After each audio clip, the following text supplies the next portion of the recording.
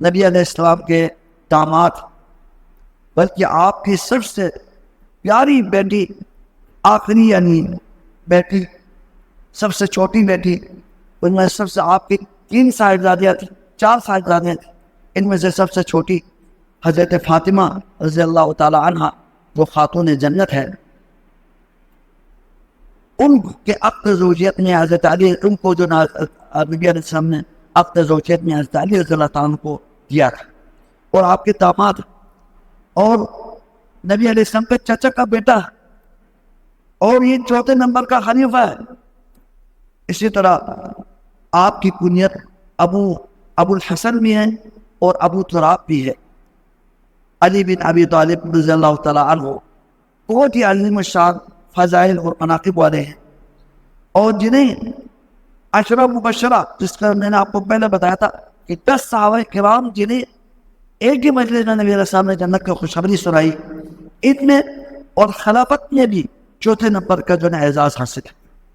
پہلے ابوبکر، عمر، عثمان، پھر علی۔ یہ خلافت میں بھی اسی طرح ہے اور فضائل میں بھی اسی طرح ہے، فضلت میں بھی 4 نمبر پر ہے اور خلافت میں بھی 4 نمبر پر ہے۔ عشرہ مبشرہ کی جو فہرست ہے اس میں بھی 4 نمبر پر، اور سابقون الاولون میں سے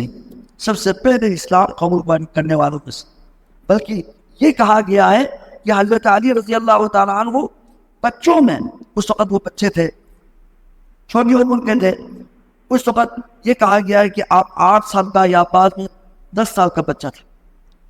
ان بچوں میں سب سے پہلے شرف اسلام جس کو حاصل ہوا ہے وہ حضرت علی رضی اللہ تعالیٰ عنہ۔ بڑی عمر کے لوگوں میں حضرت ابوبکر نے اسلام قبول کیا، خواتین نے سب سے پہلے اسلام کو قبول کیا، خدیجہ رضی اللہ تعالیٰ عنہ ہے۔ بچوں میں حضرت علی رضی اللہ تعالیٰ عنہ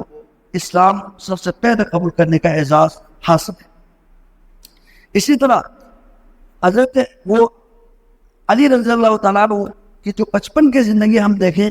تو پھر ان کی جو پرورش جو ہوئی ہے نبی علیہ الصلوۃ والسلام کے گھر میں ہوئی۔ ابو طالب چونکہ وہ فقیر، ان کے گھر میں فقر تھا، فقر و فاقہ تھا، اس وجہ سے حضرت علی رضی اللہ تعالیٰ عنہ کو نبی علیہ السلام نے اپنے گھر میں ان کو پالا اور ان کی کفالت کی،